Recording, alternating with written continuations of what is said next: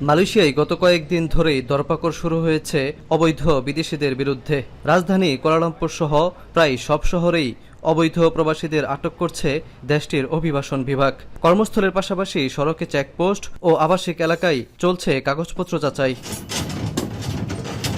সম্প্রতি একদিনেই 16টি এলাকায় অভিযান চালিয়ে 1270 বিদেশিকে আটক করা হয়েছে, যা অনেকটা নজিরবিহীন।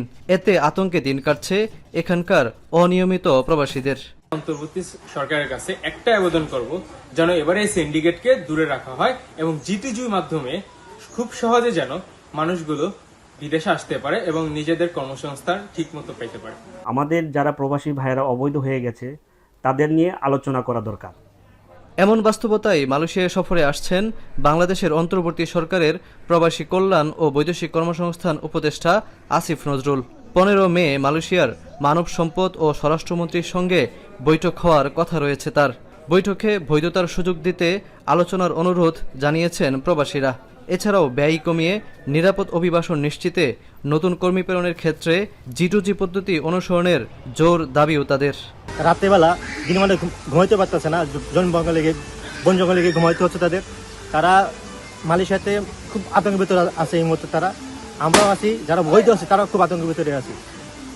রাস্তায় বেরোলেও এখন আতঙ্কের ভিতরে যাইতে হয়, কোনো সময় পুলিশ ধরে নেয় আমাদের। জনাব আসিফ নজরুল স্যার হচ্ছে যে প্রথমে এই বিষয়টা উপস্থাপন করবেন মালয়েশিয়ান সরকারের কাছে, খুব দ্রুত যেন অবৈধদের বৈধকরণ কার্যক্রম ব্যবস্থা করা হয়। সাধারণ যারা অবৈধ প্রবাসী আছি আমাদের জন্য একটা ব্যবস্থা করা হোক। কলিং এর পরিবর্তে যারা অবৈধ প্রবাসী বর্তমান মালয়েশিয়াতে আছি, ভয়াবহ জীবনযাপন করছি, তাদের জন্য বৈধতার একটা সুযোগ দেওয়া হোক। উপদেষ্টা আসিফ নজরুলের এ সফরের পর প্রায় 1 বছর বন্ধ থাকা শ্রমবাজার খুলতে যাচ্ছে বলে বিভিন্ন সূত্রে জানা গেছে। উপদেষ্টার এ সফর প্রবাসীদের জন্য বয়ে আনবে নিরাপত্তা, হবে কল্যাণের, এমন প্রত্যাশায় কয়েক লাখ প্রবাসী বাংলাদেশি। শাহরিয়ার তারেক, এখন মালয়েশিয়া। মাঠের অলরাউন্ডার আমি, আর ঘরের অলরাউন্ডার টাইলক্স।